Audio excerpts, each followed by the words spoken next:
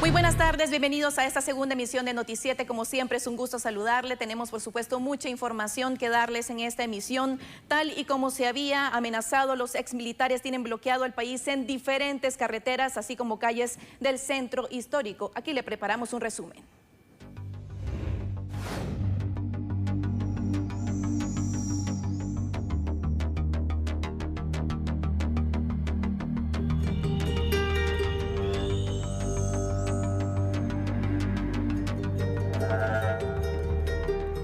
Como le habían adelantado, los exmilitares volvieron a las medidas de hecho exigiendo el resarcimiento por haber participado en la guerra civil guatemalteca y luego que anunciaran bloqueos masivos para los días 13, 14 y 15. Hoy desde las 6 de la mañana se posicionaron en sectores de flujo vehicular en todo el territorio nacional.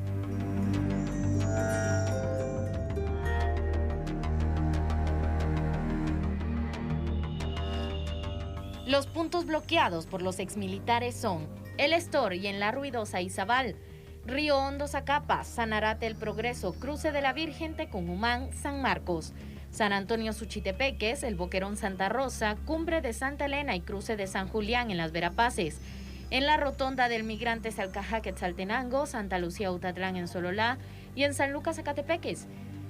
En la capital, unos 300 exmilitares están en los alrededores del Congreso de la República en el centro histórico.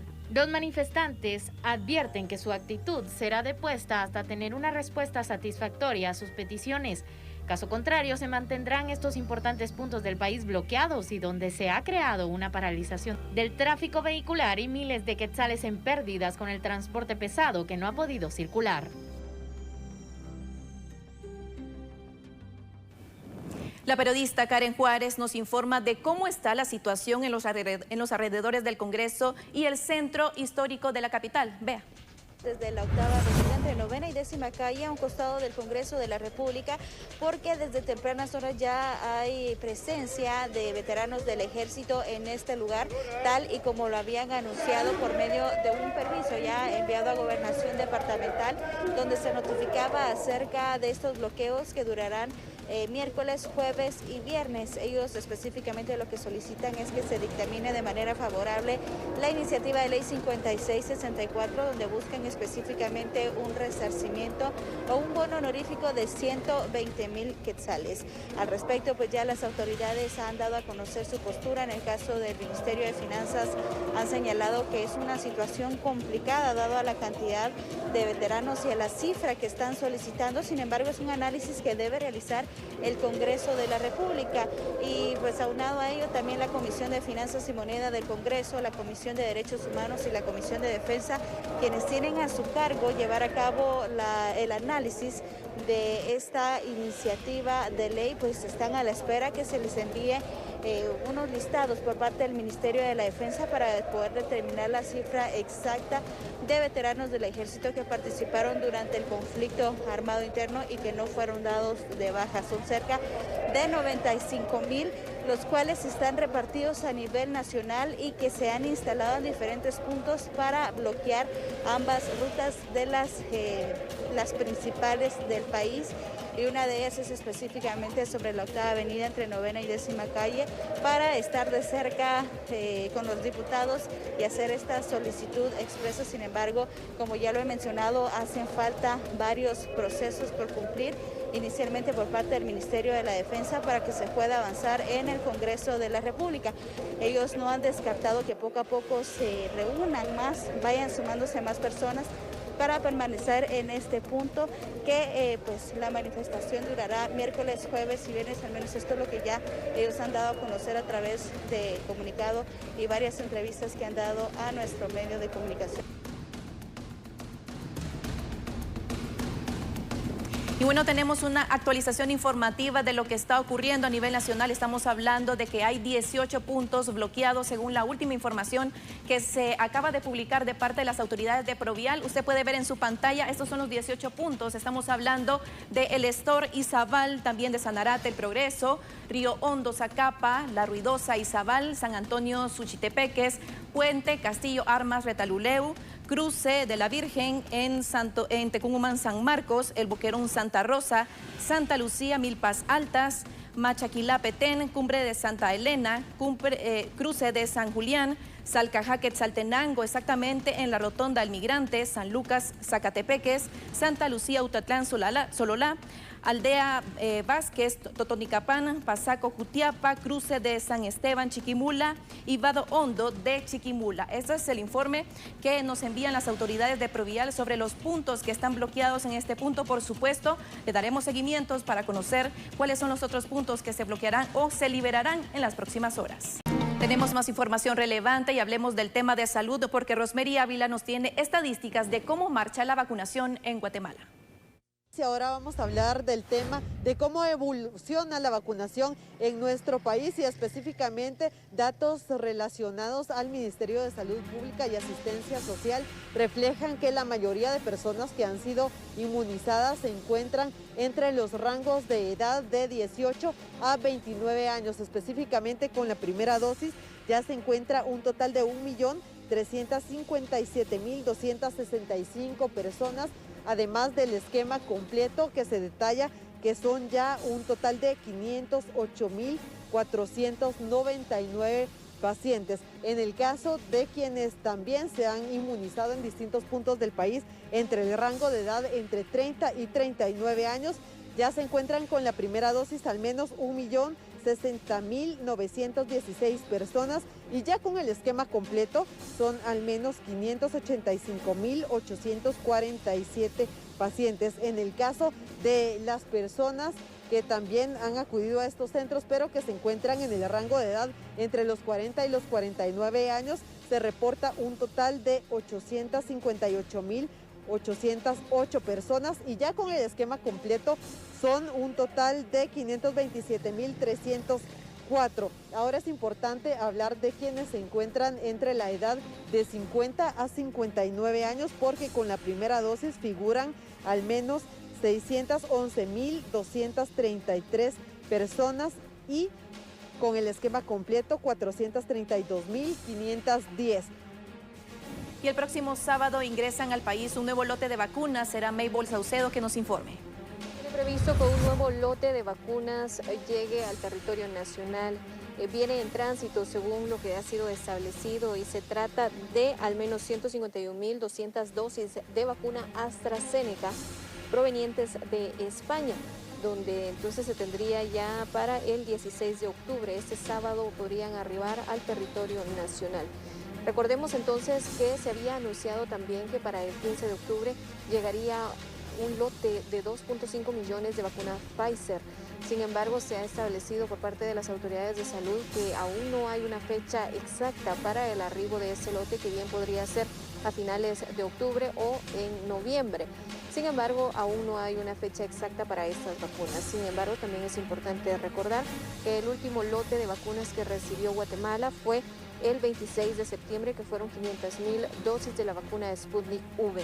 En este caso, entonces, en el territorio nacional se han recibido 10.099.220 vacunas contra COVID-19 y recordemos entonces que son de las casas farmacéuticas de Moderna, también de AstraZeneca, de Pfizer y también Sputnik V, que son las que se han aplicado en el territorio nacional. Entonces, se tiene previsto que para este sábado ingrese el nuevo lote de vacunas que trae entonces más de 150.000 dosis de la vacuna AstraZeneca. Y también se suspende el juicio para el falso médico que ofrecía vacunas contra el COVID-19 en Alta Verapaz. Nos informa Hugo Morales. ¿Qué tal, compañeros? Un gusto saludarlos. Efectivamente, información importante. Recordarán ustedes este video que circuló en el 2020, marzo de 2020, en las redes sociales, donde un supuesto doctor en Chisec, Alta Verapaz, estaba anunciando una jornada de vacunación contra el COVID-19. De manera muy emocionada, esta persona, identificada como Rodolfo Escobar García, hacía un llamado a la población para que en cierta fecha se acercaran a un lugar para recibir una inmunización en contra de este virus. Rápidamente el video se vuelve viral, es denunciado ante las autoridades tomando en consideración que se consideraba un engaño. ¿Por qué? Porque en ese momento no existía ninguna vacuna ni en Guatemala ni en otro país contra el COVID-19. La Fiscalía de Alta Verapaz acciona ordenando que esta persona fuera capturada, se autoriza la orden de captura, queda ligado a proceso y logra evitar la prisión preventiva con el pago de una fianza de 10,000 quetzales y bajo una investigación por estar contradiciendo las medidas sanitarias de aquel momento para evitar el contagio de esta pandemia mundial. Para este 1 de octubre estaba el inicio del juicio, sin embargo el Departamento de Prensa del Ministerio Público informó de que el juicio se canceló porque el abogado defensor del supuesto doctor Rodolfo Escobar García mencionó que tiene quebrantos de salud y ante esta situación el tribunal suspende el inicio del juicio y lo reprograma para el 28 de marzo del 2022 en Chisec, Alta Verapaz. Entonces, compañeros, será hasta el 2022 cuando se pueda entrar a conocer y resolver la situación legal de Rodolfo Escobar en el sistema de justicia. Es la información que tengo para ustedes. Regreso al estudio principal. Y también los científicos explican de qué manera se propaga el COVID-19 por medio del aire acondicionado de los hospitales. Recientemente, investigadores españoles lograron desarrollar un método que podría detectar la forma en la que se transmite el COVID-19 en el aire de los hospitales, donde la concentración del virus puede ser mayor en los pasillos que en las habitaciones donde se encuentran enfermos. Estos resultados podrían servir para revisar los sistemas de ventilación y mejorar la calidad del aire para prevenir la infección del personal. El estudio ha podido mostrar que la concentración del virus es mayor en los corredores, debido a que las habitaciones se tienen sistema de ventilación individual, mientras que en los pasillos es uno solo. El equipo investigador midió la concentración del virus SARS-CoV-2 a través de una filtración de aire en diferentes lugares de los hospitales y su posterior cuantificación utilizando la técnica PCR. La investigación fue realizada en un hospital de Mallorca. Según los expertos, los sistemas de ventilación son generalmente similares, por lo que estos resultados podrían ayudar a prevenir la propagación del virus en el personal médico que labora en los distintos centros. Pero la pregunta es, ¿cuál es el valor histórico y económico de estos monumentos? Mariana Martínez nos continúa informando. Un grupo de personas quienes marcharon ayer por el Día de la Hispanidad cometieron hechos de vandalismo en varios monumentos de la Avenida Reforma. Es por ello que consultamos a un historiador. Es un valor incalculable porque representa toda la historia de Guatemala en el siglo XIX y a lo largo del siglo XX. Son obras de una increíble calidad artística y lo más importante es que el pueblo de Guatemala lo costeó con sus impuestos. Por supuesto, fueron disposiciones de gobierno, pero fueron nuestros antepasados los que patrocinaron esas obras y a lo largo de 100 años, porque Reina Barrios estuvo 100 años exactos ahí, no merecían ese tipo de tratamiento porque son obras que pertenecen al pueblo de Guatemala. ¿Podría comentarnos también si habrá o existe la posibilidad de reconstruir estas piezas históricas? Sí, existen técnicas de restauración muy atinadas, muy ya comprobadas que permitirían la restauración y la recuperación de la pieza, de todos los daños. Pero eso requiere una inversión muy elevada porque son obras antiguas y además se necesita personal muy tecnificado para que pueda recuperar su aspecto original. Definitivamente no somos los guatemaltecos los que hacemos esto. El guatemalteco tiene que trabajar, tiene que marcar tarjeta, tiene que trabajar definitivamente en su comercio, en su empresa, tiene que ir a trabajar en la agricultura. El pueblo de Guatemala no hace ese tipo de cosas.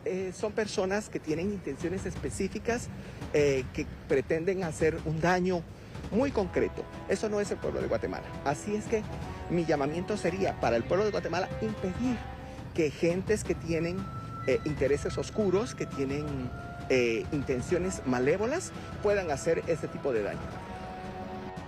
Tenemos más información. La Corte Suprema de Justicia continuará con los actuales magistrados.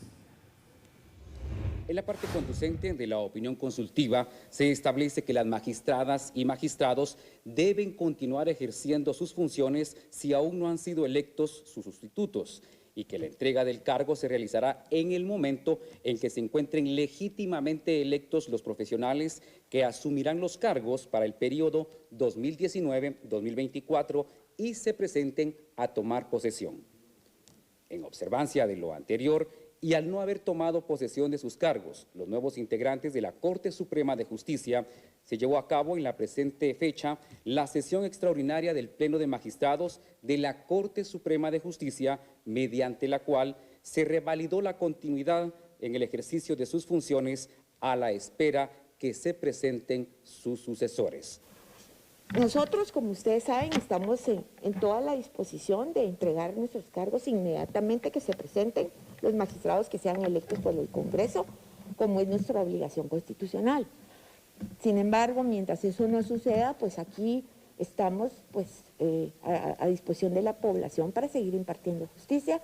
Regularmente, la Corte Suprema de Justicia está integrada por 13 magistrados titulares. Sin embargo, en la actualidad faltan 3, lo que ha ocasionado retraso en algunas ocasiones. Por esta razón, la presidenta afirma que ya hicieron una solicitud a la Corte de Constitucionalidad para saber si pueden las cámaras integrarse con 3 magistrados, mientras todo se soluciona. Se integre, en este caso, con las cámaras con únicamente 3 magistrados. Estamos esperando que la Corte de Constitucionalidad se manifieste al respecto, porque no es la primera vez que sucede. El gobierno de los Estados Unidos anuncia la reapertura terrestre con México. Estados Unidos reabrirá sus fronteras terrestres a los viajeros no esenciales a partir de noviembre, poniendo fin a los 19 meses de restricción debido a la pandemia. Sin embargo, las autoridades toman medidas para exigir que todos los visitantes internacionales se vacunen contra el COVID-19. Los viajes en vehículos, trenes y transbordadores entre los Estados Unidos, Canadá y México se han restringido en gran medida a los viajes esenciales, como el comercio desde los primeros días de la pandemia. Las nuevas reglas permitirán que los extranjeros con el esquema completo de vacunación ingresen a los Estados Unidos independientemente del motivo del viaje a partir de principios de noviembre, cuando se establezca una flexibilización similar de las restricciones para los viajeros aéreos al país. Las nuevas reglas solo se aplican a la entrada legal a los Estados Unidos y aún se mantendrá la política de expulsar a los migrantes antes que puedan solicitar asilo.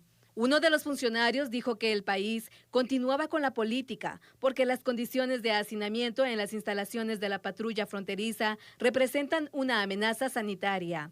Según los funcionarios, a los viajeros que ingresen a los Estados Unidos en vehículo, tren y ferry se les preguntará sobre su estado de vacunación como parte del proceso estándar de admisión de aduanas y protección fronteriza de Estados Unidos, a diferencia de los viajes aéreos para los cuales se requiere una prueba negativa antes de abordar un vuelo.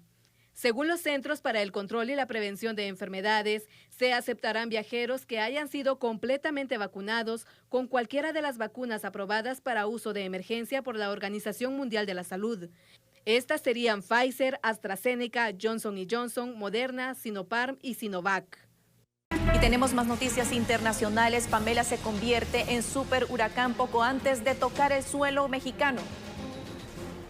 Convertido en huracán categoría 1, Pamela tocó tierra a las 6 horas, según informó el Servicio Meteorológico Nacional. En este momento se localiza a 55 kilómetros al sureste de Elota y a 65 kilómetros al noreste de Mazatlán, México. Tiene vientos máximos sostenidos de 120 kilómetros por hora, rachas de 150 kilómetros por hora y desplazamiento hacia el noreste a 22 kilómetros por hora. Desde anoche se declaró alerta roja a los municipios de Navolato, Culiacán, Badiraguato, Elota, Cozala, San Ignacio, Mazatlán, Concordia, Rosario y Escuinapa.